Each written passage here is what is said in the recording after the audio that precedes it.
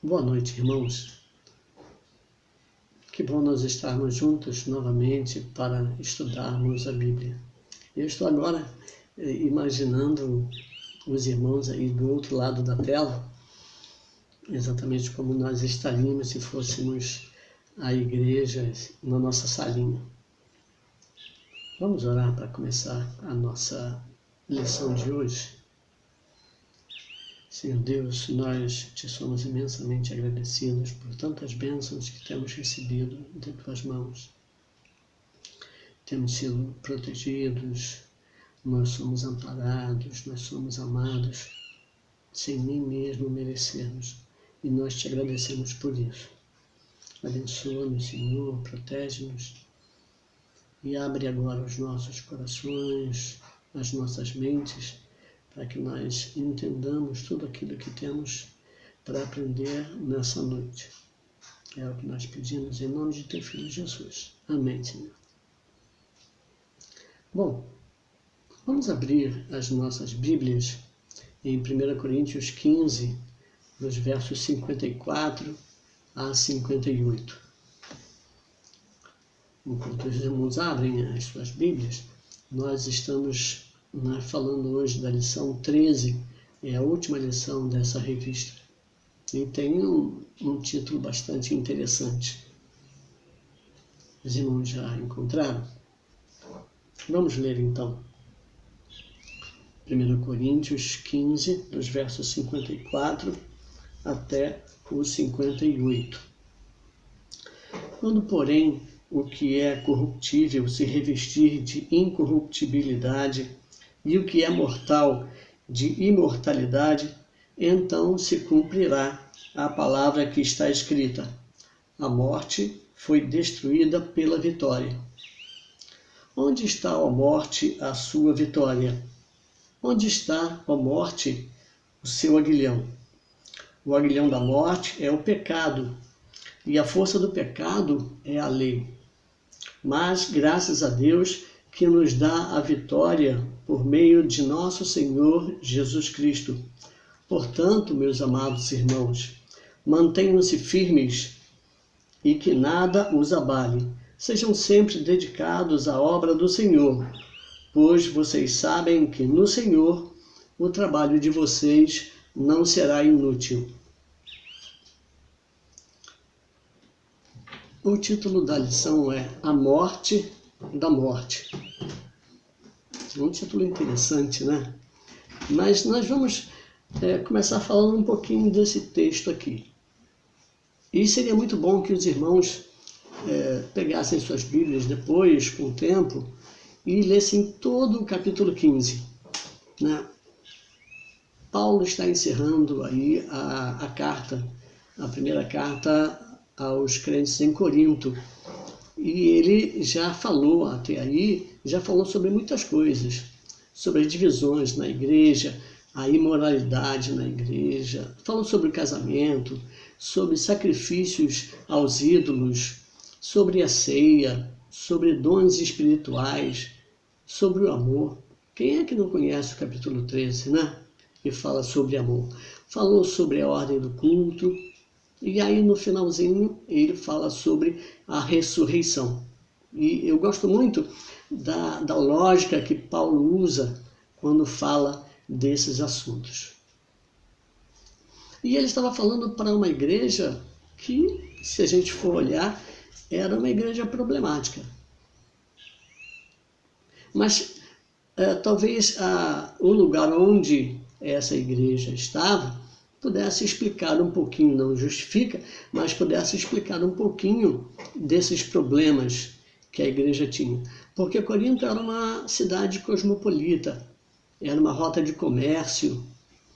Então, havia gente de todos os lugares naquela cidade. Gente com costumes diferentes, com ideias diferentes. Então, quando isso acaba chegando até a igreja, esses grupos acabavam se dividindo dentro da igreja, criando muitos problemas. Havia pessoas que estavam acostumadas a fazer sacrifícios a ídolos e continuaram com esse costume mesmo estando na igreja. né? Haviam pessoas que estavam acostumadas à imoralidade e levaram esses costumes para dentro da igreja também. E aí Paulo precisou, né, depois de ter criado a igreja lá, ele deixou, foi para outro lugar, mas teve notícia de que a igreja tinha problemas. E por isso ele escreve essa carta. Mas vocês acham que ele estava falando de que igreja quando ele escreve isso? Às vezes eu fico pensando que ele estava falando para as nossas igrejas do nosso tempo. Os irmãos não reconhecem esses problemas que Paulo fala, não? Às vezes eu acho que ele estava falando para nós também, não apenas para aquela igreja lá naquele tempo, né? Mas vamos falar do nosso assunto, a morte. O irmão conhece a morte? Já viu a morte? E existem algumas historinhas engraçadas, algumas anedotas aí falando de algumas pessoas que encontraram com a morte, né? Mas aquela morte, né, vestida de preto, com capuz, com uma foice, mas essa não é a morte. Também tem uma outra maneira que mostraram a morte. Eu não sei se os irmãos viram um filme chamado O Encontro Marcado, e Brad Pitt personifica a morte. Ela chega para levar uma pessoa, né, e acaba se apaixonando pela filha dessa pessoa, e tem toda uma história que conta, né? Mas é uma morte bem bonita, né? É um galã, mas também não é essa a morte. Mas a morte que nós estamos falando é uma coisa que tem acompanhado o homem desde que ele pecou. Uma maldição que recai sobre os ombros do homem desde que ele se afastou de Deus.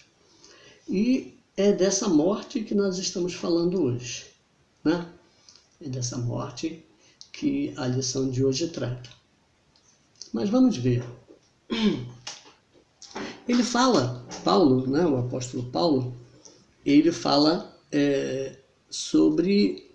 no capítulo 15, sobre a ressurreição. Alguns na igreja diziam que a ressurreição não existia, outros diziam que existia e era um problema, era mais um assunto que provocava divisão na igreja.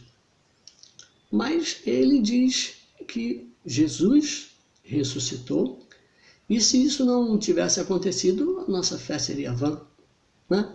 Não haveria motivo para estarmos nos reunindo, né, falando de Jesus, porque se ele não tivesse ressuscitado. Mas ele ressuscitou. E aí ressuscitou outras pessoas também antes disso, né? Mas, e pensem bem, se não tivesse, né, a ressurreição, se a ressurreição não fosse uma coisa que existe de verdade realmente, nós poderíamos falar como os israelitas falavam lá em Isaías 22:13, o que eles diziam? Comamos, bebamos, porque amanhã morreremos. Então, se não houvesse a ressurreição, não haveria motivo nenhum para estarmos aqui estudando a Bíblia, falando de Jesus, né? Mas os gregos, eles imaginavam o quê? Um corpo com uma alma imortal. Um corpo que tinha uma alma que era imortal. O corpo seria um invólucro, seria um recipiente para essa alma que seria mortal. Mas os judeus, eles já imaginavam o corpo e a alma mortais. Se a gente for entender, né, e é o que o comentarista fala, se nós formos entender a alma como esse sopro de vida, né? Esse sopro de vida que Deus, quando criou Adão, né, colocou em Adão, esse sopro, e aí ele passou a ser alma vivente, né? Os irmãos lembram de Ezequiel, capítulo 37 de Ezequiel? É uma passagem bastante conhecida, o Vale dos Ossos Secos. Agora, os irmãos imaginem, Ezequiel estava falando de um vale cheio de ossos, todos desconjuntados, secos. Não havia a menor possibilidade de vida naqueles ossos. Se fosse nos nossos tempos, um perito criminal, ele diria que não podia não tinha material nenhum para determinar o DNA daqueles ossos, de tão secos que eles estavam. Eram ossos sem vida, realmente. E Deus leva o profeta para lá e pede que ele faça o quê? Pede que ele profetize para aqueles ossos. E, pelo que ele fala, era uma quantidade enorme, muito grande, de ossos secos. E o que acontece, então? Quando ele profetiza, quando ele fala para aqueles ossos, o que acontece? Eles começam a se mover, começam a se juntar, cada um procurando os seus ossos e acabavam se transformando num esqueleto completo. E aí depois a carne foi surgindo sobre aqueles ossos, depois a pele, e aí se formou um corpo, mas um corpo sem vida ainda. Então, ele fala novamente, e aí o que acontece? O Espírito sopra, e aí aqueles corpos sem vida tornam a viver. Por quê? Porque o Espírito soprou nele o fôlego da vida. Soprou neles esse fôlego que dá a vida. E hoje ele ainda continua soprando, ele continua fazendo isso. Por quê? Porque ele está dando uma nova vida para as pessoas. Lá em 2 Coríntios 5, 17, nós encontramos, portanto, se alguém está em Cristo, nova criatura é. As coisas velhas já passaram, eis que tudo se fez novo. Então aí nós temos o fôlego da vida. Os judeus imaginavam que nosso corpo tinha uma alma que também terminaria. Não era imortal, como supunham os judeus.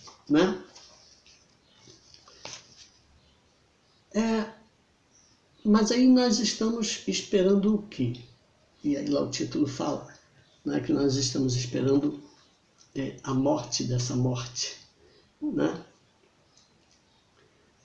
Se nós formos ver nesse capítulo 15 de 1 Coríntios, no verso 26, nós vamos ver que o último inimigo a ser vencido é a morte. Então, quando Jesus morreu na cruz, o que aconteceu? Essa morte começou a ser vencida. É como se ela tivesse sido ferida ali, na cruz, e ela está agonizando, porque os tempos estão correndo depressa, e logo Jesus vai voltar. E aí quando Jesus voltar, aí sim, essa morte vai morrer. Aí nós teremos a morte da morte, quando Jesus voltar. E como é que vai acontecer isso? Essa volta de Jesus. A Bíblia fala que no dia, e ninguém sabe que dia vai ser, quando será, uma trombeta vai soar. Uma trombeta vai soar e a gente vai ver, nós veremos, Jesus voltando para buscar o seu povo. E aí o texto diz que é num piscar de olhos. Coisa muito rápida. Alguns técnicos dizem que esse piscar de olhos ele dura mais ou menos 1/16 de segundo. Quer dizer, eu poderia piscar 16 vezes em 1 segundo. É coisa muito rápida. Embora existam algumas piscadelas que durem mais que 1 segundo, né? Mas não é o caso aqui. E aí a trombeta vai soar. Mas essa trombeta marca o início do fim da morte. Ali Jesus está voltando e a morte, né, está sendo vencida de uma vez por todas. A partir daí não haverá mais morte. Tá? Mas não é uma trombeta qualquer que vai tocar. Não é uma trombeta qualquer. A Bíblia fala que é o sofar, ou chofar. Eu não falo nem aramaico, não falo grego, eu não sei, mas seria isso, sofar ou chofar, né? Era uma trombeta feita de chifre de carneiro. E essa trombeta, ela tocava em momentos de aflição, momentos de convocação para guerra, momentos de convocação para alguma ocasião em que o povo devia estar reunido, mas também tocava em tempos de alegria. Agora, eu fiquei imaginando, quando eu estava vendo, eu até procurei uma imagem dessa trombeta, e eu fiquei imaginando, poxa vida, como é? Eu não conseguiria, né? Como é que eu vou tirar sons diferentes, tão diferentes assim, né? Um som que parece um lamento, naqueles momentos, né, de calamidade, de aflição, ou sons, né, para convocar o povo, eu não saberia, né? Mas naquele dia, né, um levita dos céus vai tocar essa trombeta. E não vai ser um toque qualquer, né? Também não vai ser um toque qualquer. É um toque de alegria, de júbilo, porque Jesus está voltando, né? Vai ser esse toque. E aí, quando ouvirmos esse toque, saberemos, se nós estivermos aqui ainda, né? Saberemos que Jesus está voltando, né? Ele está voltando para quê? Para levar o seu povo consigo, né? Mas para pôr um fim a essa história da morte. Como eu falei, a morte, né, ela chegou na nossa história lá no início, bem no início, com Adão, com Eva, e foi uma maldição que nós temos carregado, né? Mas Jesus voltando, como a promessa dele, né? Essa morte vai deixar de existir. E aí, essa morte deixando de existir, o que vai acontecer? A morte não existe mais. Então, as pessoas que morreram, que passaram pela morte, vão ressuscitar. Elas vão voltar à vida, né? Então, alguns vão ressuscitar para estar com Jesus.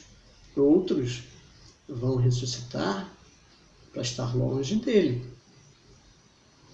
Nós vamos ressuscitar se estivermos mortos, ou aqueles que estiverem vivos, né, vamos nos juntar a eles que ressuscitaram e vamos passar pelo julgamento final. Embora nós que temos a Jesus já tenhamos, né, o veredito, né, de que vamos com ele para o céu, e aqueles que não têm já têm o veredito também, mas vamos passar por esse julgamento, onde Jesus vai separar de um lado aqueles que estão com ele e do outro lado aqueles que não estão, né? Então, com a morte, né, já não existindo mais, nós vamos ter um início de uma nova ordem. Nós não vamos estar aqui mais, vamos estar em outro lugar que Jesus foi preparar para nós, mas vamos ter o início de uma nova ordem. como a irmã Fernanda falou na lição passada, né? Vamos viver felizes para sempre. Né? Essa realmente é uma situação, não como nos filmes, nas histórias de contos de fadas, né? Mas nós viveremos felizes para sempre de verdade. Né? E é por isso que nós cantamos o hino 114. Né? O hino 114, né, do cantor cristão. Né? E aí a letra desse hino fala muito mesmo ao meu coração. Os irmãos depois também podem abrir o hinário e ver a melodia, a letra, né, que fala: ó, que dia faustoso esse dia de ser, quando o som da trombeta ecoar. E eu gosto muito desse hino. Né? E nós estamos, né, cantando, esperando o som dessa trombeta, né, ecoar. Bom,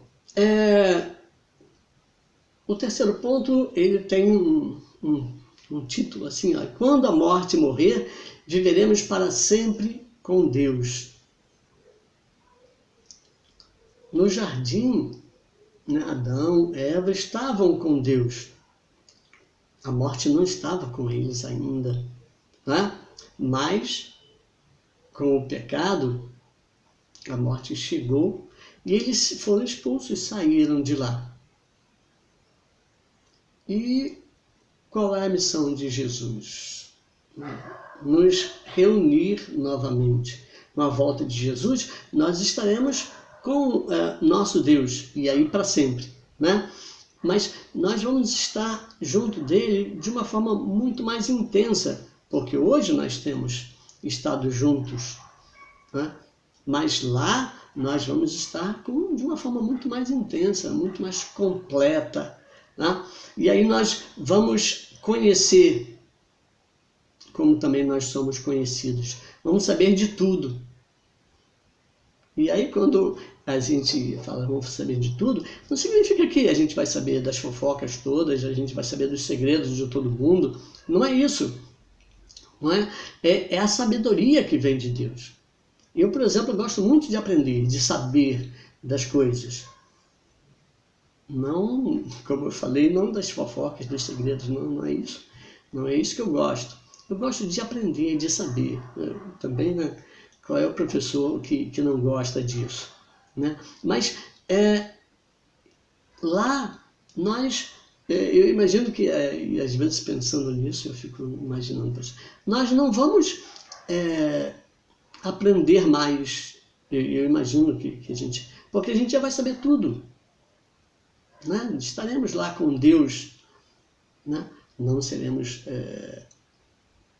oniscientes como Ele, né?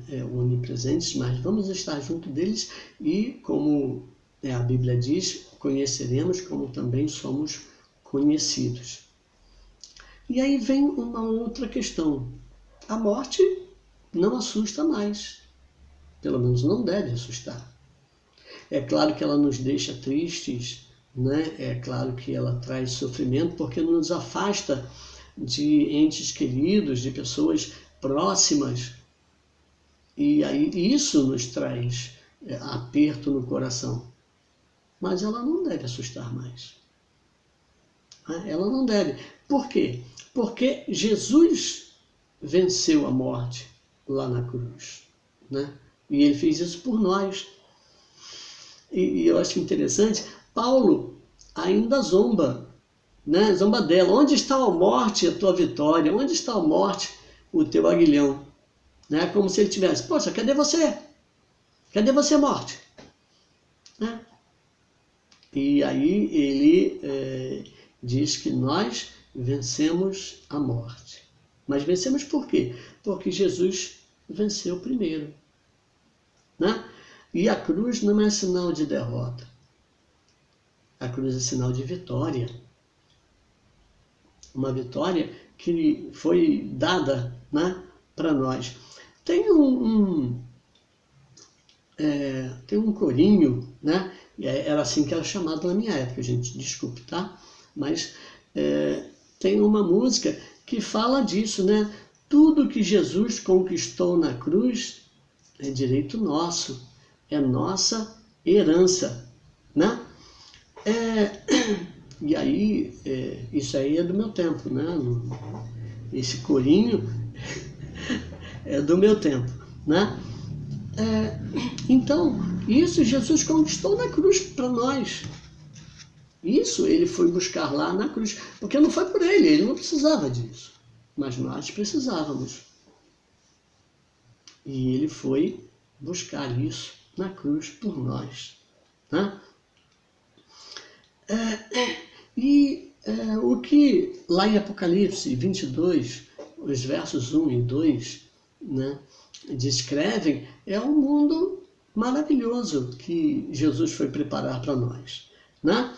E eu fico aqui já pensando, curioso, como é que será isso, né? Como é que é essa árvore da vida que Apocalipse diz que vai ser para a saúde das nações, né? Eu fico pensando como é que são as folhas, como é que é esse fruto e como é que ela vai, né, dar saúde para as nações, como é que funciona isso, as ruas, a minha casa lá, como é que vai ser, né? Eu fico ansioso, esperando, né, para conhecer tudo isso. Por quê? Porque é a nossa herança. Jesus conquistou isso na cruz para nós, né? Como eu falei, ele não precisava de nada disso, né? Mas a morte já começou a ser vencida. Ela vai ser vencida totalmente quando Jesus voltar. E provavelmente nós passaremos pela morte. Eu, né? Especialmente eu, então, né? Estou aqui já no finalzinho já, mas ela não deve assustar mais. Não deve mais assustar, né? Porque Jesus venceu e nós vamos vencê-la, exatamente como Jesus fez, porque ele nos deu esse direito. Ele nos deu esse direito, né? E graças a Deus que nos dá a vitória.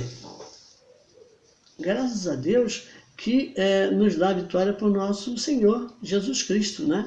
Isso está lá no verso 57. Mas então, aí nós temos essa vitória. E o que nós estamos fazendo com isso, né? Esse trecho que a gente leu, né, no início, fala um pouquinho sobre isso, né? E eu não sei se os irmãos sentem assim, os mais experientes, né? Que tem alguns versículos que ficaram gravados de uma forma. A gente tinha, quando muito, né, tinha a versão Almeida, né?